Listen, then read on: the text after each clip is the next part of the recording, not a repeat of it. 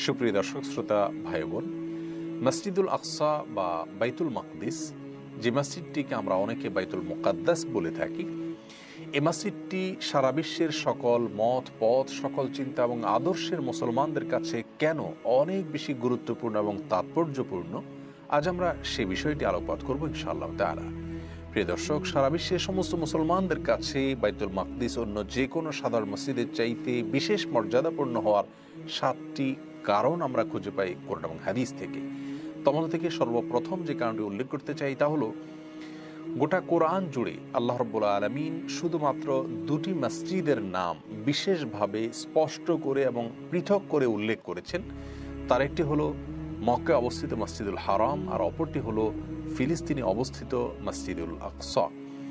কোরআনে কারিমে সূরা ইসরা নামক একটি সূরা রয়েছে, যেটির অপর নাম সূরা বনী ইসরাঈল। এই সূরার একেবারে প্রথম আয়াতেই আল্লাহ রাব্বুল আলামিন এই উভয় মসজিদের, মসজিদুল হারাম এবং মসজিদুল আকসার নাম বিশেষভাবে উল্লেখ করেছেন, এবং গোটা কোরআন জুড়ে এই 2টি মসজিদ ছাড়া আর কোনো মসজিদের নাম পৃথকভাবে স্পষ্ট করে বিশেষভাবে আল্লাহ তাআলা উল্লেখ করেননি। এটি মসজিদুল আকসার বিশেষ তাৎপর্যের একটি কারণ।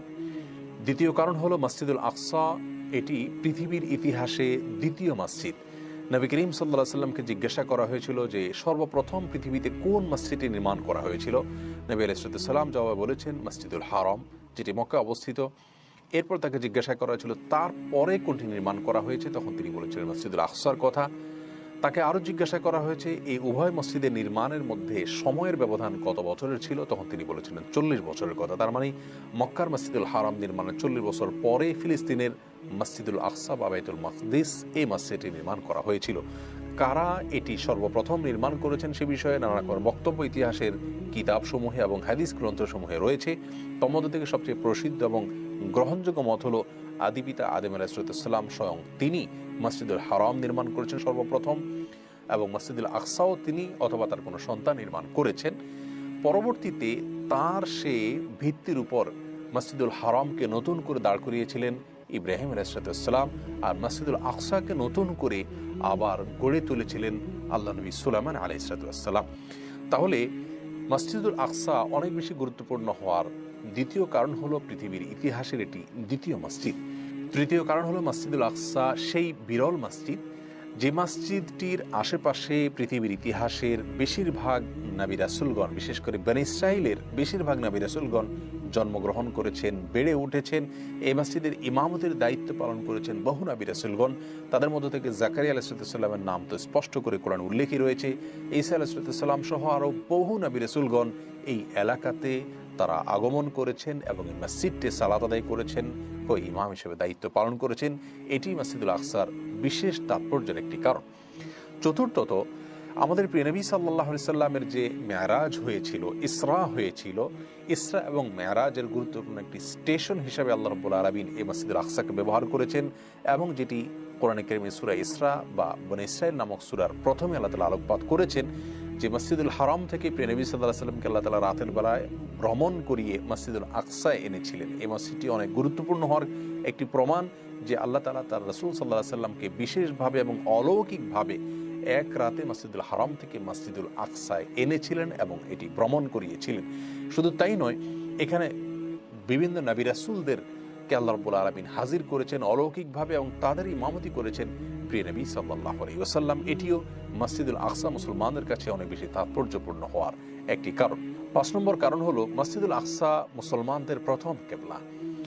নবী করিম সাল্লাল্লাহু আলাইহি ওয়াসাল্লাম মদিনায় হিজরত করে আসার পর 16 অথবা 17 মাস পর্যন্ত মসজিদুল আকসার দিকে ফিরেই সালাত আদায় করতেন। এটি আল্লাহ তাআলার নির্দেশ ছিল। পরবর্তীতে কিবলা পরিবর্তন করে আজকের যে কিবলা মসজিদুল হারামের দিকে আমরা ফিরে সালাত আদায় করছি, এই কিবলাকে স্থির করা হয়, কিন্তু তার আগ পর্যন্ত মসজিদুল আকসার দিকে ফিরেই সাহাবায়ে কেরাম এবং প্রিয় নবী সাল্লাল্লাহু আলাইহি ওয়াসাল্লাম সালাত আদায় করতেন। তো মুসলমানদের প্রথম কিবলা হওয়ার কারণে এই জায়গাটি মুসলমানদের কাছে অনেক বেশি গুরুত্বপূর্ণ। 6 নম্বর কারণ হলো আল্লাহ রাব্বুল আলামিন যে আমাদেরকে পুনরায় উত্থিত করবেন, পুনরুত্থান করবেন, পুনরায় সৃষ্টি করবেন, সেই হাসর এবং নাসরের কেন্দ্রস্থল হবে মসজিদুল আকসা এবং তার আশপাশের এলাকা, যেমনটি বিভিন্ন হাদিসে নবী রাসূলুল্লাহ সাল্লাল্লাহু আলাইহি ওয়াসাল্লাম উল্লেখ করেছেন। এ কারণেও মসজিদুল আকসা মুসলমানদের কাছে অনেক বেশি গুরুত্বপূর্ণ। আর 7 নম্বর এবং সর্বশেষ যে কারণটির কথা উল্লেখ করতে চাই তা হলো মসজিদুল আকসায় 1 রাকাত সালাতের ফজিলত অন্য সাধারণ যে কোনো মসজিদের চাইতে অনেক গুণ বেশি। বিভিন্ন হাদিসে নবী আলাইহিস সালাম থেকে বিষয় বিবরণ রয়েছে। মসজিদুল হারামে 1 রাকাত সালাত আদায় করলে 1 লক্ষ রাকাতের সওয়াব পাওয়া যায়, বিষয়ে স্পষ্ট হাদিস রয়েছে।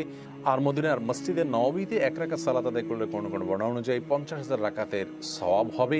যদিও এক্ষেত্রে বিশুদ্ধতর বর্ণনা হলো মসজিদে নববীতে 1 রাকাত সালাত আদায় করলে 1000 রাকাতের সওয়াব হবে। ফিলিস্তিনের মসজিদে আকসাতে 1 রাকাত সালাত আদায় করলে কোনো কোনো বর্ণনা অনুযায়ী মসজিদে নববীর মতোই 1000 রাকাতের সওয়াব হবে, কোনো কোনো বর্ণনা অনুযায়ী 500 রাকাতের সওয়াব হবে। আর কোনো কোনো বর্ণনা অনুযায়ী মসজিদে নববীর 4 ভাগের 1 ভাগ অর্থাৎ 250 রাকাতের সওয়াব হবে প্রতি 1 রাকাতের বিনিময়ে। সেজন্য মসজিদুল আকসা সারা বিশ্বের সমস্ত মুসলমানদের কাছে অনেক বেশি গুরুত্বপূর্ণ, ফজিলতপূর্ণ এবং তাৎপর্যপূর্ণ, মর্যাদাপূর্ণ একটি মসজিদ। যে কোনো মুসলমানের অন্তরেই মসজিদে আকসায় গিয়ে ইবাদতবন্দি করার কামনা বাসনা থাকার কথা। প্রিয় নবী সাল্লাল্লাহু আলাইহি সাল্লাম বলেছেন, লা তুশাদ্দুর রিহালু ইল্লা ইলা সালাসতি মাসাজিদ। পৃথিবীর বিভিন্ন প্রান্ত থেকে সফর করে, জার্নি করে 3টি মসজিদে মানুষ শুধুমাত্র আসতে পারে বিশেষ সওয়াবের আশায়, বিশেষ ইবাদতের আশায়। আর সেই 3টি মসজিদের একটি হলো মসজিদে হারাম, অপরটি হলো মসজিদে নববী, আর তৃতীয়টি হলো এই বাইতুল মাকদিস বা মসজিদে আকসা। সে কারণে গোটা বিশ্বের মুসলমানদের অন্তরে আকাঙ্ক্ষা এবং বাসনা থাকে মসজিদে আকসাতে ইবাদতবন্দি করার, যেমনইভাবে কামনা বাসনা থেকে মসজিদে হারাম এবং মসজিদে নববীতে ইবাদতবন্দি করার। নবী করিম সাল্লাল্লাহু আলাইহি সাল্লাম ভবিষ্যদ্বাণী করেছেন যে একটা সময় আসবে যখন মুসলমানদের কাছে মসজিদে আকসার খুব কাছে থেকে দেখা, মসজিদে আকসাকে খুব কাছে থেকে অবলোকন করা, এই বিষয়টি এত বেশি গুরুত্বপূর্ণ হবে, মুসলমানদের কাছে এত বেশি দামি হবে যে পৃথিবীর সমস্ত সম্পদের বিনিময়ে এই জিনিসটি তারা করতে চাইবে।